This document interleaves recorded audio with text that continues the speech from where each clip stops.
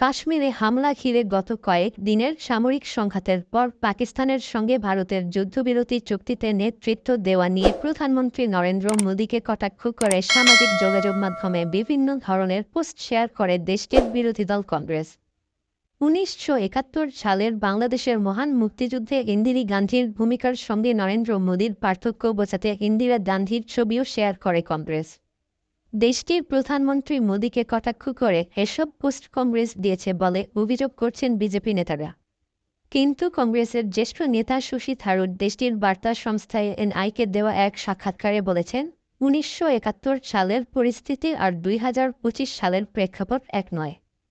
পাকিস্তানের সঙ্গে ভারতের যুদ্ধবিরতি চুক্তির ঘোষণা আসার পর শনিবার সামাজিক যোগাযোগ মাধ্যমে ইন্দিরা গান্ধীকে নিয়ে কংগ্রেসের প্রচারণা সম্পর্কে জানতে চাইলে শশী থারুর সরাসরি জবাব না দিয়ে বলেন, আমার দৃষ্টিতে অপ্রয়োজনীয়ভাবে উত্তেজনা বাড়ার মতো এক পরিস্থিতিতে আমরা পৌঁছেছিলাম।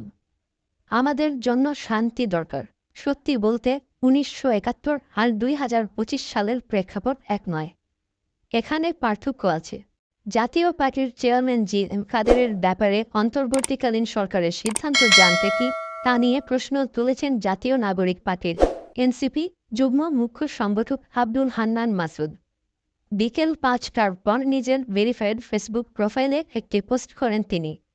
পোস্টে হান্নান মাসুদ লেখেন, হি ইন্টারিম দিল্লির গোলাম জি.এম. কাদেরের ব্যাপারে আপনাদের সিদ্ধান্ত কি? পরে আবার ছাত্র জনতার প্রতিরোধকে মব বলতে যায়েন না।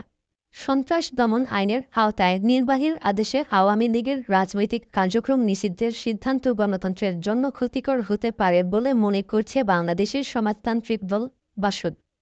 দলটি বলছে, এ ধরনের সিদ্ধান্তে স্বৈরাচারী আওয়ামী লীগের প্রতি মানুষের সহানুভূতি তৈরি করতে পারে। রোববার ১১ই মে সংবাদ মাধ্যমে পাঠানো এক বিবৃতিতে বাসদের কেন্দ্রীয় কমিটির সাধারণ সম্পাদক বজরুল রশিদ ফিরোজ এসব কথা বলেন। বজ্রপাত ও ঝড়ে একদিনে ১৪ জনের মৃত্যু। বজ্রপাত ও ঝড়ে সারা দেশে একদিনে ১৪ জনের মৃত্যু হয়েছে। রোববার ১১ই মে দুপুর থেকে রাতের মধ্যে এ মৃত্যুর ঘটনা ঘটে। জেলা প্রতিনিধিদের পাঠানো তথ্য অনুযায়ী ব্রাহ্মণবাড়িয়া, নাসিরনগর ও আখাউড়ায় বজ্রপাতে শিশু ও কৃষকসহ ৫ জনের মৃত্যু হয়েছে। দুপুরে নাসিরনগর সদর ইউনিয়নের টেকানগর গ্রামে, একই উপজেলার বকর্ণ ইউনিয়নের বেড়িবাঁধা এলাকায়, ভলাকুট ইউনিয়নের ও আখাউড়ায় এসব বজ্রপাতের ঘটনা ঘটে। ঢাকাসহ দেশের ৮ অঞ্চলে বজ্রসহ ঝড়ো বৃষ্টির হতে পারে বলে জানিয়েছে বাংলাদেশ আবহাওয়া অধিদপ্তর। এসব অঞ্চলের নদীবন্দরগুলোকে সতর্ক সংকেত দেখাতে বলেছে সংস্থাটি।